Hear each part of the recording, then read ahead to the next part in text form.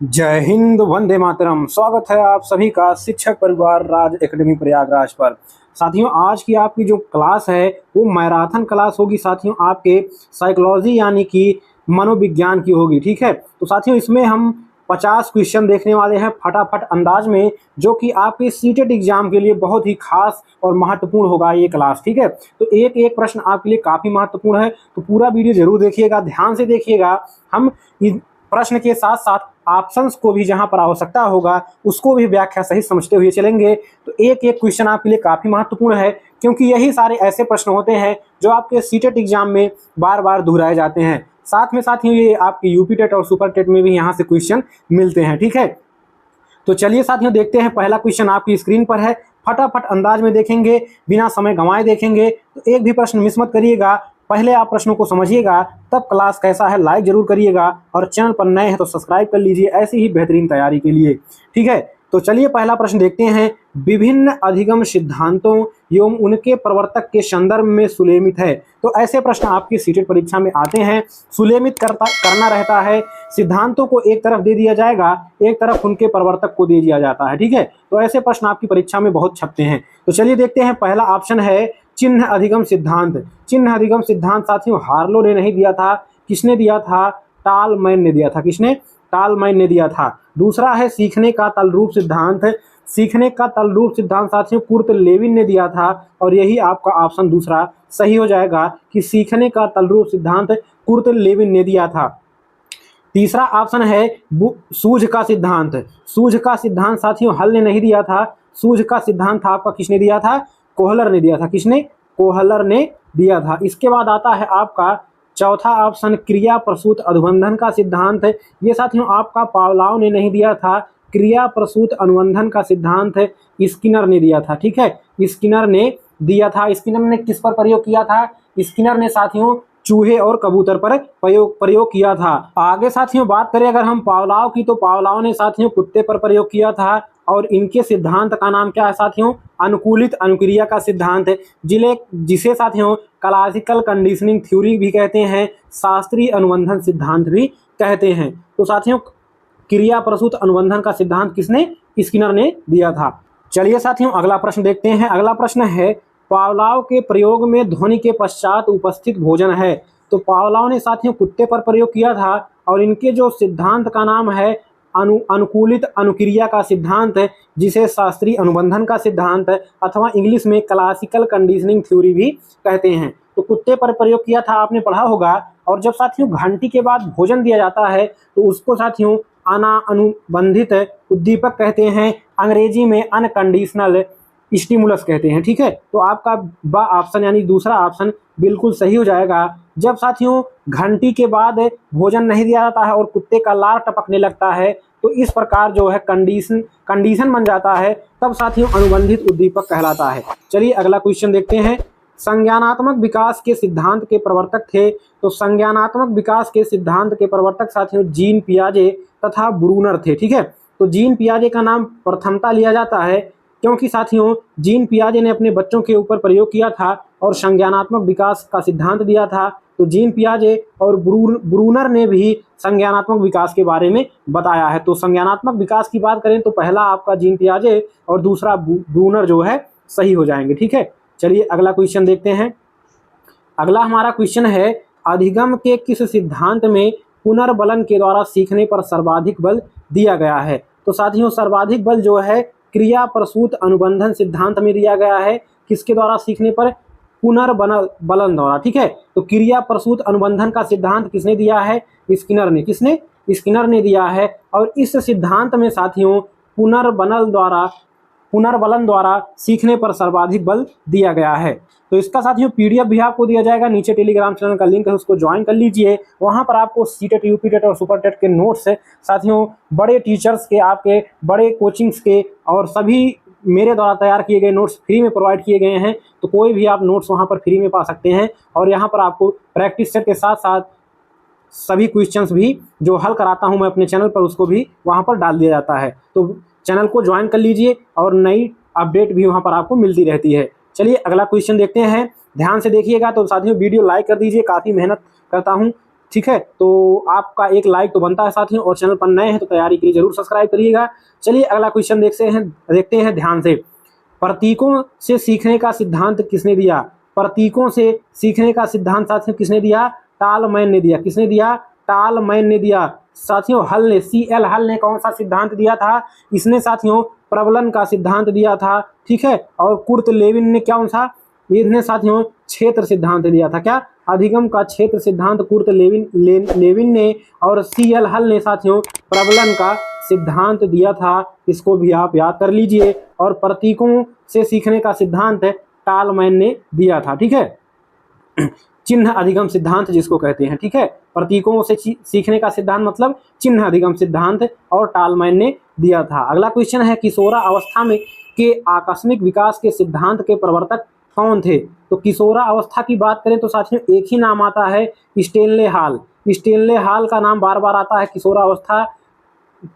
किशोरावस्था का नाम आने पर, क्योंकि साथियों किशोरावस्था के बारे में स्टेनले हाल ने काफ़ी जो है खोजबीन किशोरावस्था पर किया था, और अपनी पुस्तक इस पर लॉन्च की थी। और उन्होंने अपनी पुस्तक में किशोरावस्था के बारे में काफ़ी अच्छा वर्णन किया है। और किशोरावस्था को साथियों आंधी तूफान की अवस्था कहते हैं, क्योंकि किशोरावस्था में साथियों बहुत ज़्यादा परिवर्तन बच्चे के अंदर होता है, इसलिए इसे आंधी तूफान की अवस्था भी कहते हैं। बच्चा इसमें जो है अपना मनमानी करने लगता है, अपने हिसाब से रहना चाहता है। अगला क्वेश्चन है, कौन सी शैशवा अवस्था की विशेषता नहीं है? तो ध्यान क्वेश्चन में आप देंगे नहीं है, पूछा है कि नहीं, यहाँ पर देखिए नहीं शब्द आ गया है। तो शैशवा अवस्था की विशेषता हम देखेंगे, ग्रहणशीलता की अधिकता रहती है शैशवा अवस्था में, तो बिल्कुल सही है। काम शक्ति की अधिकता भी बिल्कुल आपका सही है, काम शक्ति की अधिकता होती है, ग्रहणशीलता की अधिकता होती है, अंतर्मुखी स्वभाव होता है, ठीक है। और संवेग स्थिर नहीं होता है, यहाँ पर लिखा है संवेगात्मक स्थिर, तो संवेग स्थिर नहीं होता है, लेकिन यहाँ संवेग स्थिर की बात की गई है, और यहाँ पर नहीं है पूछा है, तो आपका सा ऑप्शन सही हो जाएगा, तीसरा ऑप्शन, ठीक है। अगला क्वेश्चन है, अधिगम विकास की प्रक्रिया है। यह एक कथन है कि अधिगम जो है विकास की प्रक्रिया है। सही बात है, जब साथियों अधिगम होगा तो विकास अवश्य होगा, क्योंकि विकास के अंदर ही आपका अधिगम प्रक्रिया आता है। तो यह कथन किसका है? वुडवर्थ का है। किसका? वुडवर्थ का है कि अधिगम विकास की प्रक्रिया है। अगला क्वेश्चन देखिएगा साथियों, काफी महत्वपूर्ण क्वेश्चन आपके सीटेट एग्जाम के लिए। किस अवस्था को परिवर्तन का काल कहा जाता है?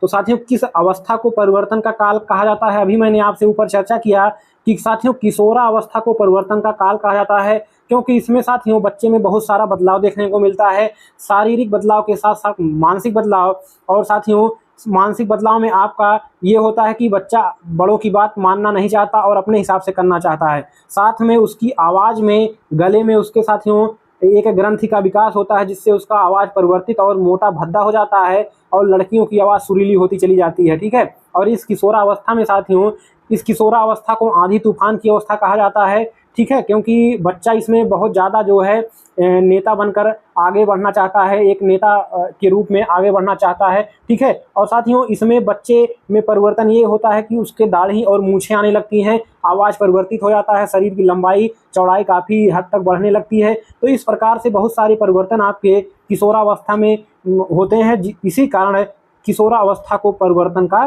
काल कहा जाता है। और किशोरावस्था पर सर्वाधिक जो शोध किया है वो आपके स्टेनले हाल ने किया है, अभी ऊपर हमने देखा। अगला हमारा क्वेश्चन देखिएगा, सीखने हेतु प्रथम आवश्यकता है।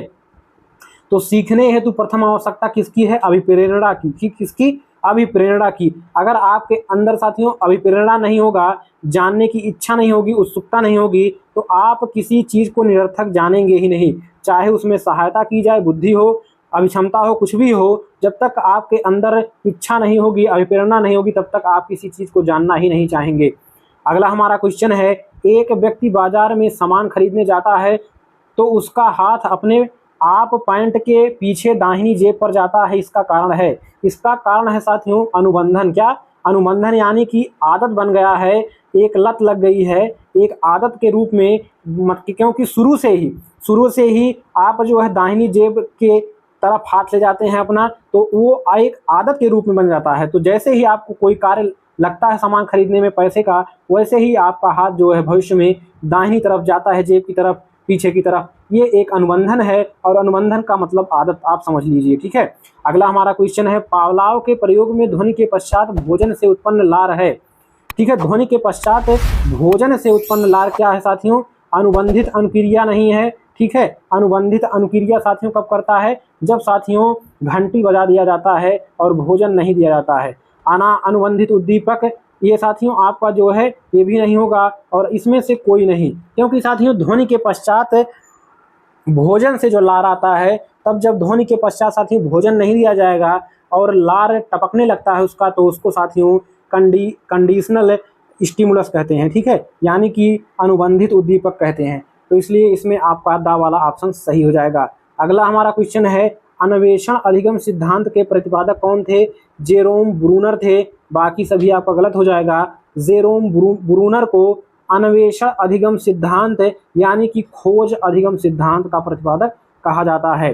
अगला क्वेश्चन देखिएगा, अधिगम के किस सिद्धांत में अंतर्दृष्टि द्वारा सीखने पर सर्वाधिक बल दिया जाता है? तो अंतर्दृष्टि द्वारा सीखने पर किस सिद्धांत में बल दिया जाता है? सूझ का सिद्धांत किसने दिया था? कोहलर ने दिया था। ठीक है, कोहलर ने दिया था और कोहलर ने सूझ का सिद्धांत दिया और इसमें एक बंदर पर प्रयोग किया गया था। ठीक है, किस पर प्रयोग किया गया था?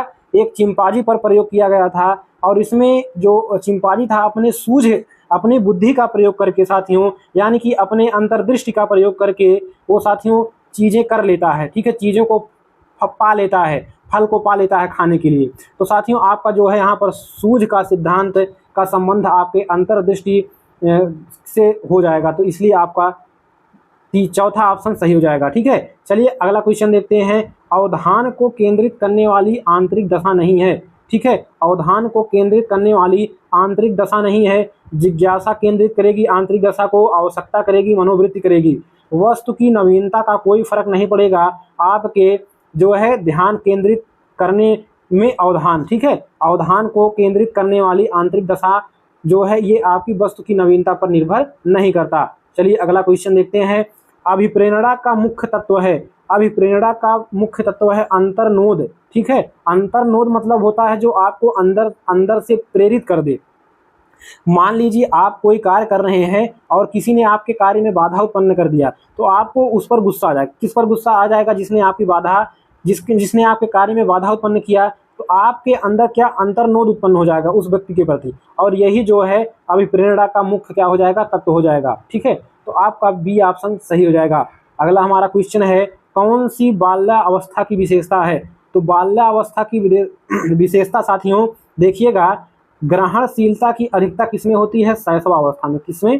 शैशवावस्था में होती है। काम शक्ति का अधिकता आपका शैशवावस्था और किशोरावस्था में। अंतर्मुखी स्वभाव आपका किसमें होता है? शैशवावस्था में होता है। तो जो संवेगात्मक स्थिरता होती है वो आपकी बाल्यावस्था में होती है। इसमें काम वासना भी सुसुप्त हो जाती है और संवेगात्मक रूप से स्थिर हो जाता है बालक। ठीक है, तो बाल्यावस्था में ये चीज़ें आपको मिल जाएंगी। तो उम्मीद है वीडियो आपको समझ में आ रहा होगा। तो वीडियो को अभी आपने लाइक नहीं किया तो लाइक करिए, चैनल पर नए तो साथियों सब्सक्राइब जरूर करिएगा। ठीक है, तो चलिए अगला क्वेश्चन देखते हैं, पूरा वीडियो जरूर देखिएगा। ये साथियों बहुत सारे क्वेश्चन जो आपके परीक्षा में छपते हैं काफ़ी महत्वपूर्ण आपके लिए साबित होंगे आगामी परीक्षा में। चलिए अगला क्वेश्चन है, वातावरण के साथ सामान्य व अस्थायी समायोजन ही व्यक्तित्व है, यह कथन किसका है? तो यह कथन साथियों बोरिंग का है। किसका? बोरिंग का है। और उन्होंने कहा है कि वातावरण के साथ सामान्य व अस्थायी समायोजन ही क्या है? व्यक्तित्व है, यानी कि पर्सनालिटी है।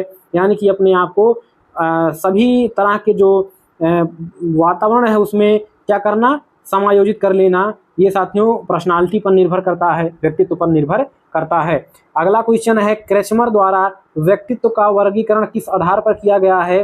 तो क्रेस्मर द्वारा साथियों शारीरिक संरचना के आधार पर व्यक्तित्व का वर्गीकरण किया गया है। तो इसको आप जानते रहिए कि शारीरिक संरचना के आधार पर व्यक्तित्व का वर्गीकरण किसने किया? क्रेस्मर ने किया। चलिए अगला क्वेश्चन देखते हैं, कक्षा अंतर्बोध परीक्षण का निर्माण किया था। तो कक्षा अंतर्बोध परीक्षण का निर्माण मॉर्गन व मुरे ने किया था। किसने? अंतर्बोध परीक्षण कक्षा में जो होता है उसका निर्माण मॉर्गन व मुरे ने किया था। इसको आप जानते रहिएगा। अगला क्वेश्चन है, हम अपने कार्यों को छोटे छोटे भागों में विभाजित करते हैं, वह नियम है। तो वह नियम है किसका साथियों? आंशिक क्रिया का नियम। क्या? आंशिक क्रिया का नियम, यानी कि आंशिक मतलब थोड़ा थोड़ा करके क्रिया को कंप्लीट किया जाए। तो इसलिए आपका द वाला ऑप्शन बिल्कुल सही जवाब हो जाएगा। अगला हमारा क्वेश्चन है, हम जो भी नया काम करते हैं उसे आत्मसात कर लेते हैं, यह संबंधित है किससे है? आत्मीकरण के नियम से। आत्मीकरण के नियम से है, यानी कि हम जो नया कार्य करते हैं उसको अपने मन मस्तिष्क में आत्मसात कर लेते हैं, सेम टू सेम इमेज बना लेते हैं एक फोटो के रूप में। ठीक है कि ये कार्य इस तरह से होगा, तो इसको आत्मीकरण के नियम से जोड़ा जाता है और इसको आत्मसात करना कहते हैं। और ये साथियों बताया है आपका जीन पियाजे ने अपने संज्ञानात्मक विकास के सिद्धांत में बताया है। अगला क्वेश्चन है, बाल्यावस्था में बालक दृष्टिकोण अपनाना आरंभ करता है। तो बाल्यावस्था में साथियों बालक यथार्थवादी दृष्टिकोण अपनाना चालू कर देता है बाल्यावस्था में। ठीक है, और साथियों कल्पनावादी किसमें हो जाता है? ये हो जाता है आपका साथियों जो तीसरी अवस्था आपकी आती है किशोरावस्था। किशोरावस्था में बच्चा जो है वो कल्पनावादी हो जाता है और बहिर्मुखी और सांसारिक हो जाता है। तो साथियों यथार्थवादी किसमें? बाल्यावस्था में रहता है। ठीक है, अंतर्मुखी किसमें रहता है? शैशवावस्था में रहता है।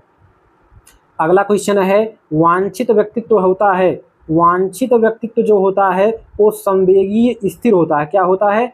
संवेगी स्थिर होता है। और बहिर्मुखी आपका किशोरावस्था में ये गुण पाया जाएगा, अंतर्मुखी आपका शैशवावस्था में, और संवेगी स्थिरता किसमें पाई जाएगी? किस पर्सनालिटी में? वांछित जो है व्यक्तित्व में, वांछित पर्सनालिटी में पाई जाएगी।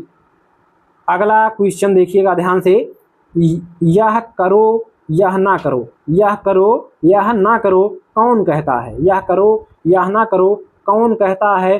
परा अहम, परा अहम। ठीक है, तो आपका जो है परा अहम है, ये आपका डिस्कशन करता है कि यह करना चाहिए या नहीं करना चाहिए। इदम जो है आपको तत्काल तैयार करता है किसी कार्य को करने के लिए। अहम जो है ये आपको रोकता है किसी कार्य को करने के लिए। क्या करता है? किसी कार्य को करने के लिए क्या करता है? रोकता है, आपके अंदर अहम की भावना लाता है। ठीक है, और जो इदम है वो किसी कार्य को करने के लिए तत्काल आपको तैयार कर देगा, और जो परा अहम होगा ये साथियों आपको बताएगा कि ये कार्य करना चाहिए अथवा नहीं करना चाहिए। चलिए अगला क्वेश्चन देखते हैं, फ्रायड ने स्वप्न में यात्रा करने को किसका प्रतीक माना है? तो साथियों फ्रायड ने स्वप्न में यात्रा करने को किसका प्रतीक माना है? मृत्यु का प्रतीक माना है फ्रायड महोदय ने। और फ्रायड महोदय ने कौन सा सिद्धांत दिया है? मनोविश्लेषणात्मक सिद्धांत दिया है। ठीक है, मनोविश्लेषणात्मक सिद्धांत दिया है। ठीक है, और फ्रायड महोदय ने दिया है। और स्वप्न में यात्रा करने को इन्होंने क्या बताया है? इन्होंने मृत्यु बताया है। ठीक है, अगला हमारा क्वेश्चन है, अंगूर खट्टे हैं, यह किस रक्षा युक्ति से संबंध रखता है? औचित्य स्थापन, औचित्य स्थापन से संबंध रखता है। अंगूर खट्टे हैं, ये सभी चीज़ें आपने पढ़ा होगा ध्यान से। आप केवल एक एक प्रश्नों के उत्तर आप यहाँ पर देखिए कि आप किस तरह प्रश्नों को हल कर ले जा रहे हैं। आप जो है वीडियो को रोक दीजिए और ऑप्शंस को देख लीजिए, आपको उत्तर आ रहा है कि नहीं, इसके बाद मैं आपको उत्तर खुद ही बता रहा हूँ। सृजनात्मकता या विधायकता का प्रारंभ कौन सी अवस्था में हो जाता है? तो सृजनात्मकता की जो अवस्था है यानी कि विधायकता का जो अवस्था है वो आपका बाल्यावस्था में हो जाता है। यानी कि बाल्यावस्था में साथियों बच्चा जो है आपका खुद से नई नई चीज़ें बनाने लगता है, और बाल्यावस्था की काल आपका 6 से 11 वर्ष है। ठीक है, और इस अवस्था में साथियों बालक नई नई चीज़ें और नए नए क्वेश्चंस को अपने तरीके से हल करना सीख जाता है। और इसी को यानी कि किसी कार्य को कई तरह से करना, किसी कार्य को कई तरह से कर लेना क्या है? सृजनात्मकता है। ठीक है, तो ये चीज़ आपको बाल्यावस्था में देखने को मिल जाएगी बच्चे के। अगला है, मूल प्रवृत्ति अभिप्रेरणा सिद्धांत के प्रवर्तक कौन है? तो मूल प्रवृत्ति अभिप्रेरणा सिद्धांत के प्रवर्तक कौन है? मैकडूगल है। मैकडूगल ने मूल प्रवृत्ति अभिप्रेरणा सिद्धांत दिया है। अगला हमारा क्वेश्चन है, प्रेरणा के स्रोत हैं। प्रेरणा के स्रोत कौन कौन से हैं? तो चालक है, प्रोत्साहन है, उद्दीपक है। अतः उपयुक्त सभी का ऑप्शन चौथा सही हो जाएगा। चलिए आगे बढ़ते हैं साथियों, तो उम्मीद है वीडियो पसंद आ रहा होगा तो नीचे साथियों एक प्यारा सा कमेंट जरूर करिएगा। ठीक है, चलिए अगला क्वेश्चन देखते हैं। नाच ना जाने आंगन टेढ़ा वाक्य में प्रयुक्त युक्ति है। तो नाच ना जाने आंगन टेढ़ा, इस वाक्य में साथियों प्रक्षेपण युक्ति का प्रयोग किया गया है। किसका? प्रक्षेपण युक्ति का प्रयोग किया गया है। बाकी आपके ऑप्शन गलत हो जाएंगे। चलिए अगला देखते हैं। असुलेमित है। असुलेमित है, कौन असुलेमित है? स्वप्न में पलायन, अंतरक्षेपण। ठीक है, स्वप्न में पलायन क्या होता है? अंतरक्षेपण होता है, सही है। सृजित विश्व में पलायन उन्नयन होता है। औचित्य स्थापन विवेकीकरण होता है। तो तीनों आपके सही हैं, इनमें से कोई नहीं हो जाएगा। असुलेमित की बात कर रहा है क्योंकि तीनों सुलेमित हैं, अतः आपका चौथा ऑप्शन यहाँ पर सही हो जाएगा। चलिए साथियों अगला क्वेश्चन देखते हैं, काफी महत्वपूर्ण आपकी परीक्षा के लिए। किस मनोसंरचना के द्वारा घातक इच्छाएं, असहनीय स्मृतियां आदि चेतना से अलग कर दी जाती हैं? तो आपका जो दमन मनोसंरचना है, यानी कि किसी भी चीज का आपके दमन कर लिया जाए। जैसे मान लीजिए आपके मन में कोई चीज उठ रही है करने को, तो उसका दमन हो जाता है, उसको दबा दिया जाता है, यानी कि आपको करने नहीं दिया जाता है। तो ये आगे चल के ज़्यादा जो है घातक इच्छा बन जाती है। जैसे आपके घर में किसी ने मार दिया, तो उस व्यक्ति के प्रति आपके मन में बहुत चीज़ें उठेंगी कि मैं इसको मार डालूंगा, ऐसे कर दूंगा, परेशान करूंगा। लेकिन मान लीजिए किसी कंडीशन की वजह से आप उस समय उसको कुछ नहीं कर पाते हैं, तो आपके अंदर एक आग लगी रहेगी कि मैं कब मौका पाऊं, कब मुझे मौका मिले, मैं उसको परेशान करूं, उसको भी इसी तरह से मारूं। ठीक है, तो जो ये होता है ये दमन की स्थिति में होता है। ठीक है, चलिए अगला क्वेश्चन देखते हैं। किसी लड़की से कोई लड़का कहता है यू आर विद मी। ठीक है, यू आर विथ मी कौन सी समायोजन युक्ति है? कोई लड़की से कोई लड़का कहता है कि यू आर विथ मी, यानी कि आप मेरे साथ हो, तो यह कौन सी समायोजन युक्ति है? अंतःक्षेपण। क्या? अंतःक्षेपण युक्ति है। क्या? अंतःक्षेपण युक्ति इसको कहते हैं, यानी कि किसी भी चीज को अपने साथ समझना। ठीक है, यह क्या हो बताएगा? अंतःक्षेपण अवस्था बताएगा। चलिए अगला क्वेश्चन देखते हैं। एक कम सुंदर लड़का अपने व्यवहार को मधुर बनाने का प्रयास करता है, इसमें कौन सी समायोजन युक्ति है? इसमें क्षतिपूर्ति है, क्योंकि बच्चा साथियों क्या है? कम सुंदर है, अतः वह लोगों को अपनी तरफ आकर्षित नहीं कर पाएगा सुंदरता की वजह से। इसलिए साथियों वह अपने आप को मधुर बनाना चाहता है, अपने व्यवहार को लोगों के सामने अच्छा दिखाना चाहता है ताकि लोग मुझे पसंद करें।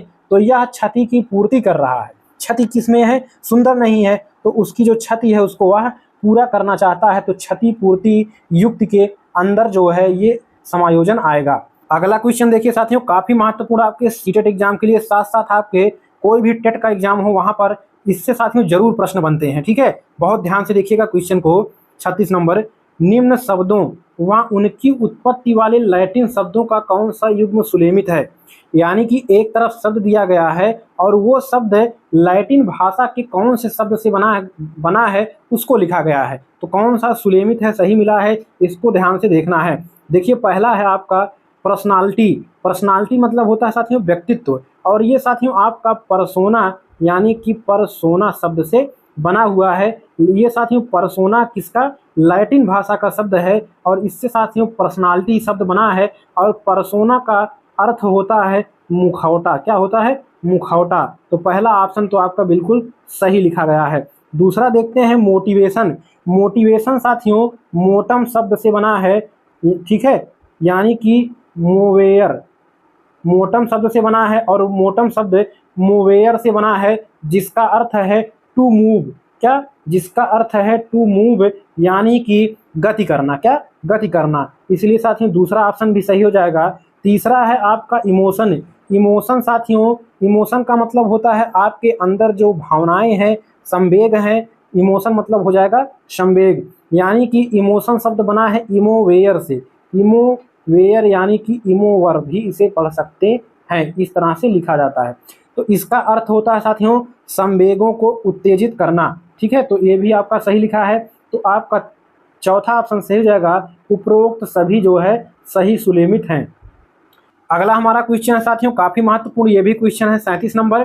विभिन्न व्यक्तित्व मापन की विधियां तथा इनमें प्रयुक्त कार्ड की संख्या को कौन सा युग्म गलत है? तो गलत युग्म की पहचान करना है। एक तरफ व्यक्तित्व मापन की विधियां दी गई हैं, यानी कि रोरसा स्याही धब्बा ये भी आपका व्यक्तित्व मापन की विधि है। प्रासंगिक अंतर्बोध ये भी आपका व्यक्तित्व मापन की विधि है। बाल अंतर्बोध परीक्षण ये भी आपका व्यक्तित्व मापन की विधि है। कभी कभी ये भी क्वेश्चन आता है कि नीचे दिए गए विधियों में कौन सा व्यक्तित्व मापन की विधि है, तो रोरसा स्याही धब्बा, प्रासंगिक अंतर्बोध, बाल अंतर्बोध परीक्षण ये सभी व्यक्तित्व मापन की विधियां हैं। तो रोरसा स्याही धब्बा में कितने कार्ड प्रयुक्त होते हैं? 10 कार्ड प्रयुक्त होते हैं, बिल्कुल सही है। प्रासंगिक अंतर्बोध में 30 कार्ड प्रयुक्त होते हैं, बिल्कुल सही है। बाल अंतर्बोध परीक्षण में 10 कार्ड प्रयुक्त होते हैं, बिल्कुल सही है। तो इनमें से कोई नहीं, यानी कि कोई भी गलत नहीं है। चलिए अगला क्वेश्चन देखते हैं। किस अवस्था को टोली या समूह की आयु कहते हैं? तो साथियों जब बच्चा शैशवा अवस्था से निकलकर बाल्यावस्था में जाता है, यानी कि उसकी उम्र करीब 6 प्लस हो जाती है, ठीक है, यानी कि 6 वर्ष के बाद बालक साथियों टोली में यानी कि समूह में रहकर खेल खेलने लगता है और वह समूह में छोटे बच्चों के समूह में रहने लगता है, उसे टोली की आयु अथवा समूह की आयु कहते हैं। और यह साथियों बाल्यावस्था में होता है, ठीक है। और शैशवा अवस्था में तो आपका अंतर्मुखी होगा बालक, ठीक है। और साथियों टोली समूह में कहाँ पर रहेगा? इसमें साथियों काम वासना की अधिकता होती है। किसमें? काम वासना की। और शैशवा अवस्था में भी होगी। और बहिर्मुखी में आपका बहिर्मुखी जो है अवस्था इसमें शैशवा अवस्था में होगी। और इसमें बालक जो है ज़्यादा सोचने विचारने लगता है। आंधी तूफान की अवस्था किशोरावस्था को कहते हैं। किसको? किशोरावस्था को आंधी तूफान की अवस्था कहते हैं। अगला क्वेश्चन देखिएगा साथियों, काफी महत्वपूर्ण ये भी क्वेश्चन दिख रहा है। बाल्यावस्था में बालक का व्यक्तित्व हो जाता है। तो साथियों शैशवा अवस्था की बात करें, शैशवा अवस्था में बालक अंतर्मुखी होता है, लेकिन जैसे ही साथियों वह बालक बाल्यावस्था में प्रवेश करता है वह बहिर्मुखी हो जाता है, यानी कि समाज से मतलब रखने लगता है, लोगों से बोलने चलने लगता है, ठीक है, चीज़ें लोगों से पूछने लगता है। लेकिन जब तक शैशवावस्था में रहता है वह अपने मन ही मन मुस्काता है, मन ही मन सोचता है, सब कार्य अपने मन ही मन कर लेता है, ठीक है। तो इसलिए बहिर्मुखी किस में हो जाएगा? बाल्यावस्था में हो जाएगा। चलिए अगला क्वेश्चन देखते हैं। व्यक्ति अपनी प्रवृत्ति को दूसरे मार्ग में परिवर्तित कर लेता है, ठीक है। व्यक्ति अपनी प्रवृत्ति को, मान लीजिए कोई व्यक्ति बहुत गुस्से वाला होता है, तो अगर वह समझदारी से काम लेगा तो अपने गुस्सा को किसी अच्छे कार्य में प्रयुक्त करा लेगा, ठीक है, कोई गलत कार्य करने में प्रयुक्त नहीं करेगा, ठीक है। तो इसे मार्गांतरीकरण कहेंगे, ठीक है। तो इस मार्गांतरीकरण को शोधन कहते हैं। क्या? शोधन कहते हैं कि व्यक्ति अपनी प्रवृत्ति को दूसरे मार्ग में परिवर्तित कर ले, तो इसको क्या कहेंगे? शोधन कहेंगे। अगला क्वेश्चन है, व्यक्तित्व का कौन सा मनोवैज्ञानिक प्रकार नहीं है? तो व्यक्तित्व में आपका आएगा अंतर्मुखी व्यक्तित्व, बहिर्मुखी व्यक्तित्व, उभयमुखी व्यक्तित्व। यानी कि अंतर्मुखी में जिसमें व्यक्ति अपने मन ही मन सोचता है, मुस्काता है, गुस्सा करता है, सब कार्य वह अपने मन ही मन कर लेता है, समाज से लोगों से कोई मतलब नहीं रखता, तो अंतर्मुखी हो जाएगा। बहिर्मुखी में समाज से मतलब रखेगा, लोगों से बोले चालेगा, कोई दिक्कत होगी तो लोगों से साझा करेगा, तब बहिर्मुखी होगा। और जिसमें दोनों गुण पाए जाएंगे उसे उभयमुखी कहेंगे, ये परोमुखी नहीं होता है, ठीक है। तो जो आपका व्यक्तित्व का मनोवैज्ञानिक प्रकार है वो आपका अंतर्मुखी, बहिर्मुखी, उभयमुखी, ठीक है, 3 प्रकार। अगला है, व्यक्तित्व की कौन सी विधि प्रक्षेपी नहीं है? तो साथियों आपका स्याही धब्बा ये प्रक्षेपी विधि है, वाक्य पूर्ति ये भी प्रक्षेपी विधि है, बाल अंतर्बोध ये भी प्रक्षेपी विधि है, जो आपका जीवन वृत्त है ये साथियों प्रक्षेपी विधि नहीं है, इसलिए आपका यहाँ पर नहीं है पूछा है, तो आपका तीसरा ऑप्शन बिल्कुल सही जवाब हो जाएगा। तो वीडियो को लाइक, चैनल को सब्सक्राइब कर लीजिए साथियों। कुछ 8 क्वेश्चन और बचे हैं, पूरा वीडियो जरूर देख कर जाइएगा। चलिए अगला क्वेश्चन देखते हैं। अंतर्मुखी व्यक्तित्व का गुण नहीं है। तो अंतर्मुखी व्यक्तित्व में जानते हैं व्यक्ति क्या करता है? एकांत प्रिय होता है। अंतर्मुखी यानी कि अपने आप ही सोचेगा, अकेले रहने में उसको अच्छा लगेगा, ठीक है। कल्पनाशीलता उसमें होगी, अपने में अधिक रुचि रखेगा, अपने में अधिक रुचि रखेगा, कल्पना करेगा, अकेले ही करेगा और एकांत में रहने में उसको अच्छा लगेगा, ठीक है। तो यहाँ पर पूछा है कि अंतर्मुखी व्यक्तित्व का गुण नहीं है पूछा है, तो अति सामाजिकता साथियों किसमें होगी? बहिर्मुखी में होगी। किसमें? बहिर्मुखी व्यक्ति में होगी। चलिए अगला क्वेश्चन देखते हैं। बहिर्मुखी व्यक्तित्व की विशेषता है। बहिर्मुखी जो व्यक्तित्व होगा वह समाज से मतलब रखेगा, तो उसके मित्र अधिक बनेंगे, ठीक है, दूसरों में रुचि लेगा और अति सामाजिकता होगी, यानी कि समाज से बहुत ज़्यादा मतलब होगा, इसलिए तीनों ऑप्शन सही है। अतः उपरोक्त सभी, यानी कि चौथा ऑप्शन आपका सही हो जाएगा। अगला हमारा क्वेश्चन है, थॉमसन के अनुसार प्रेरक है। तो थॉमसन के अनुसार प्रेरक प्रेरक क्या है? एक स्वाभाविक व कृत्रिम प्रक्रिया है। क्या? एक स्वाभाविक व कृत्रिम चीज है क्या आपका प्रेरक। ठीक है, चलिए अगला देखते हैं। अगला हमारा क्वेश्चन है, अधिगम हेतु अभिप्रेरणा का कौन सा विकल्प अपेक्षाकृत उपेक्षणीय है। ठीक है, उपेक्षणीय मतलब जिसकी हम उपेक्षा करेंगे, जिसको हम नहीं करना चाहेंगे, उपेक्षा मतलब। ठीक है, तो नवाचारों का प्रयोग बिल्कुल करेंगे हम, किसमें? अधिगम हेतु, सीखने हेतु। और इसके बाद जिज्ञासा उत्पन्न करेंगे, तभी नई नई चीज़ें हम जान पाएंगे। जिज्ञासा मन में होगी तो नई नई चीज़ें खोजेंगे, समझेंगे। और उपयोगिता बताना, किसी चीज़ की उपयोगिता बताएंगे तो उपयोगिता के आधार पर जो है अधिगम बालक करेगा। तो यहाँ पर पुरस्कार देना जो है ये अधिगम हेतु अभिप्रेरणा का अपेक्षाकृत क्या है? उपेक्षणीय विकल्प होगा आपका। ठीक है, तो आपको पुरस्कार से ज़्यादा मतलब नहीं रखना है, इसलिए आपका पुरस्कार देना एक उपेक्षणीय चीज़ हो जाएगा। अधिगम होता है तो अधिगम साथियों सार्वभौमिक होता है, अर्थात हर जगह होता है, सब जगह होता है, पूरे विश्व में होता है। ठीक है, सब जगह होता है। निरंतर होता है बिल्कुल अधिगम, यानी कि सीखना क्या होता है? अधिगम मतलब सीखना।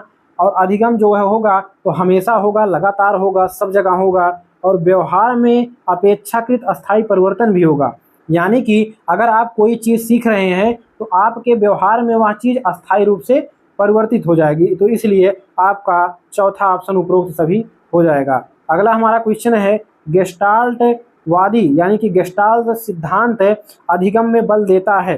तो गेस्टाल्टवादी जो सिद्धांत है वो मानसिक प्रक्रिया पर बल देता है। किस पर? मानसिक प्रक्रिया पर, ना कि यांत्रिकता पर, कार्य निष्पादन पर नहीं, नियति पर नहीं, मानसिक क्रिया पर गेस्टाल्टवादी सिद्धांत, यानी कि कोहलर कोफ्का। देखिए गेस्टाल्टवादी में कोहलर आएंगे, मनोवैज्ञानिक कोहलर कोफ्का, इनका नाम आप याद कर लीजिए, कोहलर कोफ्का, वर्दीमर और लेविन। ये साथियों चार प्रमुख है जो मनोवैज्ञानिक हैं।